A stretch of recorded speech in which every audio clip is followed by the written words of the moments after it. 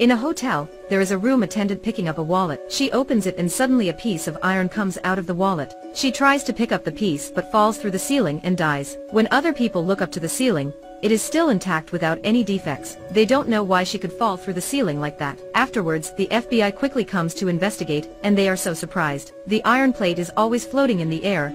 Maybe it comes from somewhere out of this planet. After analyzing, it turns out to be a product of a mysterious technology existing at least 30,000 years ahead of the Earth. How can such an advanced technology appear on Earth? Then they find out something more thrilling. There is a female body floating in a field. She is just floating like the piece of iron they discovered before. But based on the wind direction, the body must have come from the opposite direction. When Brian Beneventi removes the steel wire, the body slowly moves and flies to a different place. They follow the dead body. It leads them to another farm when they find more dead bodies. The bodies are floating around and moving behind one another.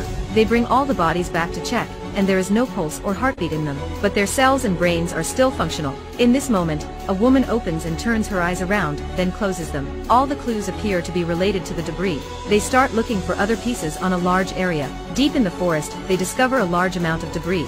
When the FBI are moving the bodies from the forest, two strange men come up. The cops pull out their guns to warn them, so the two men swallow pieces of debris and disappear. They teleport to a place under a bridge, but one of them unfortunately moves inside the bridge. Seeing his mate stuck in the bridge, the man kills him by the gun without hesitation. When the FBI comes, he is gone. After that, many strange things happen. A car is floating and slowly moving. Then trolleys, chains, gas cans start budging. As long as they are made from iron, they will be pulled by an invisible force. Then they are stacked around this small town. A lot of iron furnitures make this town surrounded without any space. Brian and Finola arrive this town to investigate, and they find a man smashing the car door. They both try to stop them, but he gets angry and starts speaking uncontrollably. He runs away when they do not notice. They follow him. Finola gets into a warehouse. She catches the man in it. When she calls Brian to inform the situation, Brian coincidentally catches the identical guy too. They take the two men to station, but the men don't know anything about their identity. Everything is getting harder and harder.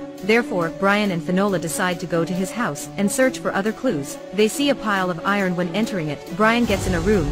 He sees a man who is identical to him.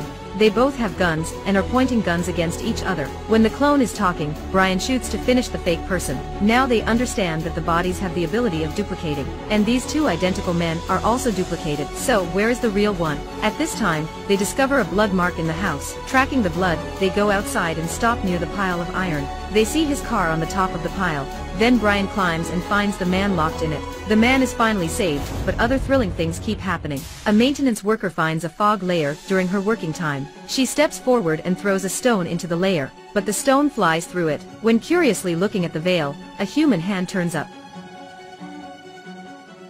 As soon as Brian and Finola arrive, the veil has disappeared. They have no choice but waiting for it to show up again. At night, it actually comes up. Brian walks around the veil. He wants to check it, but it seems transparent. After that, Finola uses a machine to communicate with the people in the veil, and they eventually get the name and address of the girl before the veil disappears again. After researching, they have the girl's information. The news declares that she was missing in 2019. The day after, they meet her father, but he does not believe that she is still alive. Brian tells him to go forward. When he slowly steps, the veil shows up. The man sees his daughter and asks for her position, but she does not have the answer. She just remembers that after getting out of the shop, she did not see anyone around. She then kept walking for hours and finally found this veil. She assumes that she has been missing for hours. She cannot believe that it is 2 years. The fog veil vanishes and the people decide to get her out of it. After studying, they realize that using the iron can make the chair move through the objects. They think they can use a pile of iron to help the girl walk out of the veil, so they move a big pile of iron to that place. The fog veil actively appears. This time, they can see the people inside the veil clearly. Although the girl touches the layer, she is not able to get out. Therefore, they put an iron pillar through the veil, and then Finola catches the girl's hand. She is saved from the veil. But not only her, there are 7 other people coming from the veil too. This is a new science fiction series, and this is the review for the first 3 episodes. We will tell you other special things from the series in the next videos. Thank you for watching and see you next time.